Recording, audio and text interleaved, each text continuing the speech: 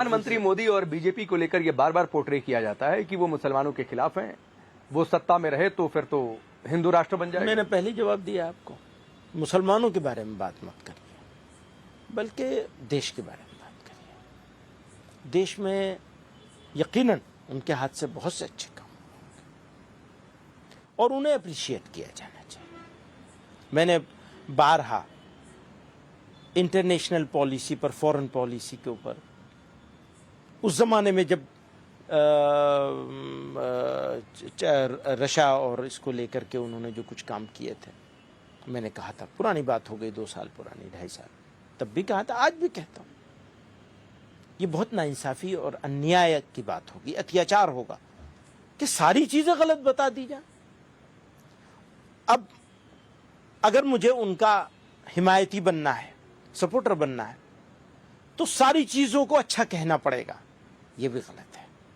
अगर मुझे कोई चीज ऐसी लगेगी, जैसे उनकी इस बारे में खामोशी है, जो इस्लामोफोबिक सिचुएशन क्रिएट की जा रही है, उसके बारे में उनकी खामोशी, उस पर मुझे बहुत ऑब्जेक्शन है, बहुत एतराज है। लेकिन उनकी बहुत सारी चीजें हैं जिसके ऊपर मैं तारीफ कर सकता हूं, बहुत सारी तारीफ। मैं योगी वाला सवाल इनके लिए भी पूछ लेता हूं कि मुसलमानों के लिए बेहतर है या मुसलमानों के खिलाफ है? अगर देश के लिए बेहतर है तो सबके लिए बेहतर है। तो देश के लिए बेहतर है या देश के खिलाफ है? ये तो देश वाले फैसला करेंगे। आप भी तो देश के हैं।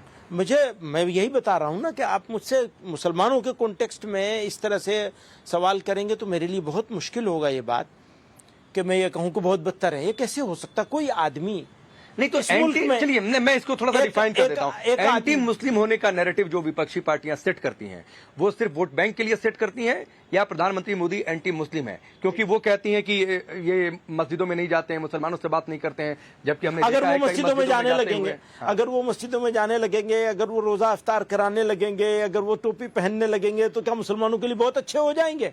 मैं तो नहीं मानता इस बात को, कभी भी नहीं मानता इस बात। तो चलिए बता दीजिए सर, एंटी मुस्लिम होने का नैरेटिव सही है या गलत? यही तो कह रहा हूं कि अगर वो मस्जिदों में जाने लगे, अगर वो टोपी ओढ़ने लगे, नहीं मैंने छोड़ी दिया। लोग क्या करते हैं सर, लोग क्या करते हैं, टोपी ओढ़ के दूसरों को टोपी उड़ाते हैं। आप किसके लिए बोल रहे हैं? कोई भी हो, कांग्रेस के लिए? नहीं, अब आप फिर वही बात आप कहीं से कहीं ले जाएंगे, ये नहीं। बल्कि मैं ये कह रहा हूं कि आप धार्मिक चिन्ह, जैसे कोई मुझे कहने लगे कि तुम तिलक नहीं लगाते हो, तो मैं तिलक नहीं लगाऊंगा, तो मैं क्या हिंदुओं के लिए बुरा हो जाऊंगा? ये नहीं होता। हमें ये देखना है कि ओवरऑल क्या है और एक्शंस क्या है। तो हमें इस तरह से आप अलामतों सेफ साइड ले रहे हैं कि ना मैं आलोचना करूंगा, ना मैं तारीफ करूंगा, करी है, और ना मैं ये कहूंगा कि वो मुस्लिमों के लिए बेहतर है। अभी आलोचना करी है, अभी आलोचना करिए। आप इसको ब्रेकिंग न्यूज बनाना चाहते हैं कि मैं ये कह दूं कि वो बहुत बदतर है। नहीं, कैसी बात? आप अच्छा बोल दीजिए, हम वो चलाएंगे। नहीं, क्यों भाई, मैं अच्छा, या फिर बोल दीजिए कि एंटी मुस्लिम होने का नैरेटिव सेट नहीं है, अलग अलग सेलेक्टिव मामले में अलग अलग नहीं, आप ये इसको इस तरह नहीं, इस तरह कहेंगे कि हमारे सामने बहुत सारी चीजें ऐसी हैं जिनमें उनको एक्शन लेना चाहिए और उनका नजर नहीं आता है। अब जैसे मणिपुर की ही शिकायत है लोगों को, तो है, अब उसको क्या करेंगे? वहां तो कोई मुसलमान का इश्यू नहीं है। मुस्लिमों से क्या लेने देना? वही कह रहा हूं कि उसका मुस्लिमों से कोई लेने देना नहीं है, तो वो उनकी कार्यशैली भी हो सकती है। इस देश में गाजा फिलिस्तीन का जो संघर्ष हुआ, इजराइल जो उधर गया, तो फिलिस्तीन का समर्थन करिए, ठीक है, वो इस देश की पॉलिसी में रहा है, उससे कोई गुरेज नहीं है। लेकिन ये कि उसको मुस्लिम से जोड़ देना, फिर वो बांग्लादेश वाले वहां पर हिंदू मारे गए, उन पर चुप हो जाना, आपको नहीं हुआ है?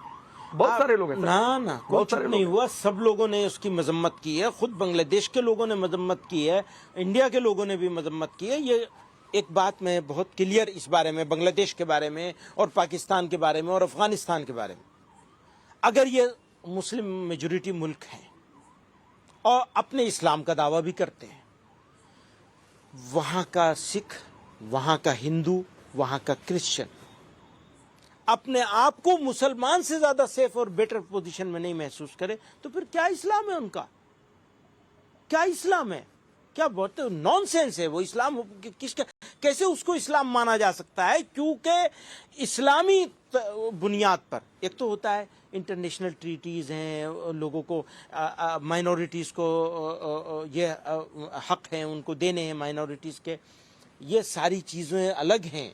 बुनियादी बात यह है कि अगर कोई मुसलमान है और किसी वजह से उसको रूलिंग करने का मौका मिल गया किसी भी तरीके से, और रूलर है वहां का या वो फैसला करने वाला है, उसकी पहली जिम्मेदारी उसकी माइनॉरिटीज है, बाद में दूसरा काम है सारा। एक चलते चलते एक सवाल और आपसे, क्योंकि बहुत सारी वक्फ की बात हो गई, बहुविवाह पर हमने बातचीत कर ली, एज ऑफ मैरिज पर हमने बातचीत कर ली, क्या आपको लगता है, या सीए की बातचीत जो हमने नहीं की, ये लगता है कि ये धीरे धीरे यूसीसी की ओर है जिसका आप लोग विरोध करते हैं?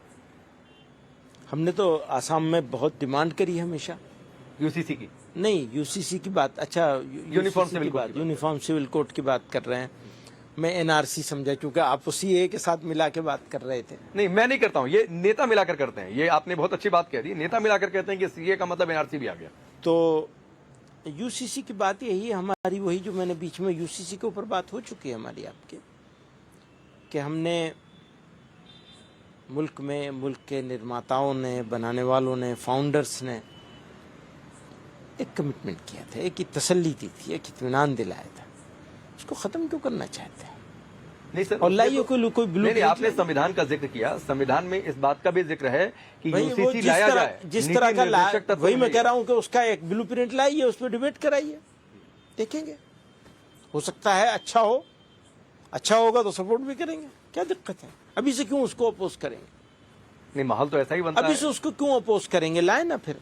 जैसे सीए का विरोध हुआ, उसके आधार पर जिस तरीके से आंदोलन इस देश में चले। ठीक है, अब वो लोगों का आंदोलन चलाने का भी तो अधिकार है ना, आप कैसे छीन लेंगे? वो तो हमारे डेमोक्रेसी ने, हमारे संविधान ने अधिकार दिया है।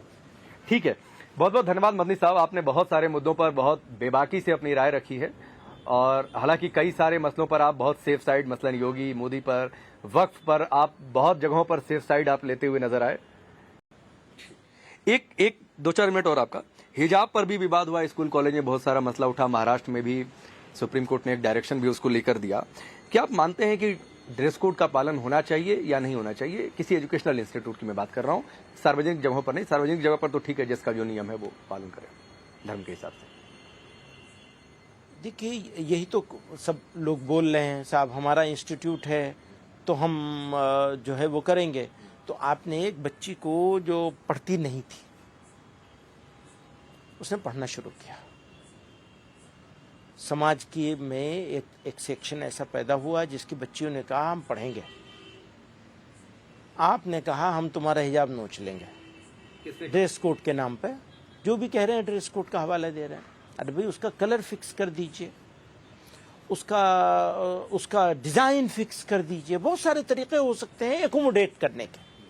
आप एकोमोडेट करने के लिए तैयार नहीं हो, और मैं कहता हूं मेरी बच्चियों को हर हाल में मुझे पढ़ाना है, तो फिर अब मुझे यही करना पड़ेगा कि मैं कहूंगा कि भैया अपने लिए बनाओ, तो कितने बना लेंगे? ये भी है। तो आप ये चाहते हैं कि एक स्कूल में, एक क्लास में कोई मुस्लिम है वो हिजाब पहन कर आए, कोई हिंदू है वो धोती कुर्ता में तिलक लगा कर आए, इससे क्या यूनिफॉर्मिटी रहेगी? बहुत अच्छा रहेगा।